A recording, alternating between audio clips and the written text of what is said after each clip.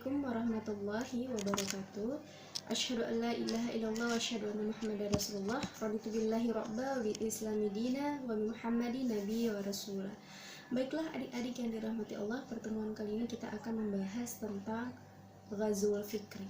Nah, secara bahasa ya, ghazwul fikri ini terdiri atas dua kata ya.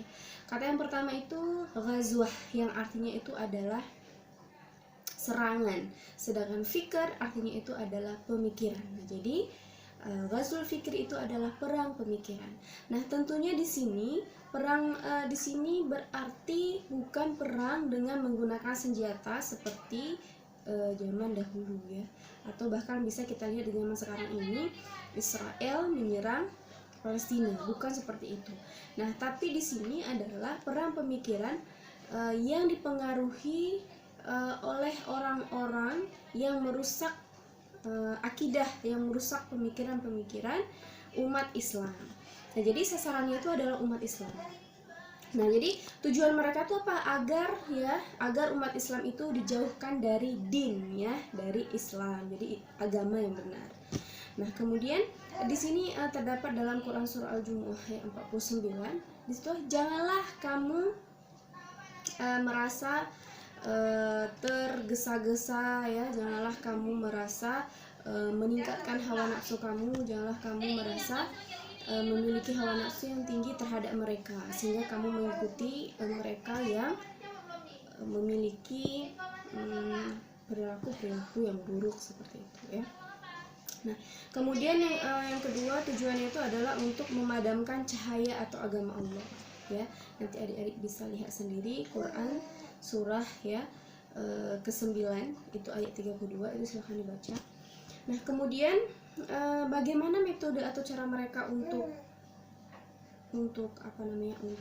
menyerang umat Islam? Yang pertama itu adalah membatasi penyebaran ajaran Islam. Nah, di sini membatasi penyebaran itu maksudnya adalah mereka itu memunculkan rasa keraguan-raguan terhadap Islam. Jadi mereka isu-isu terkait Islam itu mereka manipulasi ya, mereka mengadu domba. Nah, kemudian maksudnya di sini adalah bisa saja membatasi penyebaran ajaran Islam itu dengan cara pelecehan ya, pencemaran nama baik, kemudian penyesatan dan pembaratan ya, atau westernisasi. Jadi pembaratan di sini adalah masuknya budaya-budaya asing yang berdampak negatif terhadap pemikiran umat Islam. Nah, kemudian bagaimana metode yang kedua itu menyerang Islam dari dalam. Nah, dari dalam itu kita pernah mendengar sekularisme.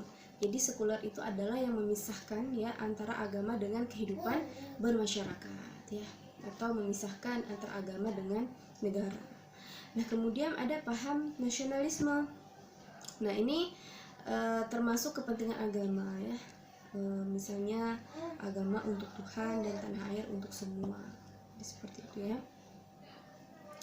Kemudian paham nasionalisme ini itu adalah merusak akhlak umat Islam ya, terutama generasi muda ya, dengan program 4S ya nasionalisme. Ada seks, smoke ya, merokok ya, kemudian atau perokok, sport, dan satu lagi itu ada song ya, bernyanyi. Kemudian ada penyusupan pemahaman tentang agama Islam gitu ya. Nah, kemudian bagaimana sarana yang digunakan oleh orang-orang Barat ini sehingga menyesatkan pemikiran umat Islam? Itu sarananya itu ya banyak sekarang, yaitu kalau media cetak itu bisa menggunakan koran, majalah ya, selebaran ya. Kalau misalnya media elektronik itu menggunakan siaran TV ya, CD, radio, jaringan TV dan lain-lain. Sedangkan sosial media itu banyak ya, bisa Instagram, Facebook, Line, WeChat, kemudian WhatsApp, Facebook dan lain-lain sebagainya. Jadi kita harus berhati-hati. Dampak yang terjadi yang pertama itu umat Islam ini menyimpang dari Quran dan Sunnah, sedangkan pedoman hidup kita itu adalah berdasarkan Al-Quran dan Sunnah. Kemudian dampak yang kedua, minder atau rendah diri ya, merasa malu ya, mengakui Islam ya, takut menunjukkan identitas keislaman terhadap orang lain. Kemudian yang ketiga itu ikut-ikutan. Nah, jadi maksudnya ikut-ikutan di sini adalah mengikuti budaya-budaya barat. Kemudian yang keempat, terpecah belah. Jadi terpecah belah ini itu akibat adanya adu domba antara satu pihak dengan pihak yang lainnya. Nah, mungkin itu saja ya materi kita hari ini. Nah, harapannya adalah kita sebagai umat Islam itu harus memiliki solusi-solusi untuk menyelesaikan permasalahan-permasalahan tentang perang pemikiran ini. Jadi bagaimana solusi yang harus kita dapatkan ya? Bagaimana solusi yang harus kita kerjakan? Yang pertama itu bisa kita ya, karena kita akidahnya itu harus lurus ya, kita harus kembali kepada Al-Quran dan Sunnah. Itu solusi. Kemudian yang kedua, menerapkan ajaran Islam dalam kehidupan sehari-hari. Ajaran Islam seperti apa? Saling menghormati, kemudian menjaga pakaian, kemudian saling berkomunikasi dengan bahasa yang santun antara satu dengan yang lainnya ya, kemudian tidak mengikuti orang-orang barat atau gaya-gaya baru yang lagi ngetren sekarang ya, seperti TikTok dan lain sebagainya, apabila itu tidak bermanfaat. Kemudian yang ketiga, bisa mewujudkan ukhuwah Islamiyah, yaitu persaudaraan. Nah, jadi karena sekarang lagi masa Covid, maka ukhuwah Islamiyah kita ini bisa kita tingkatkan ya secara virtual.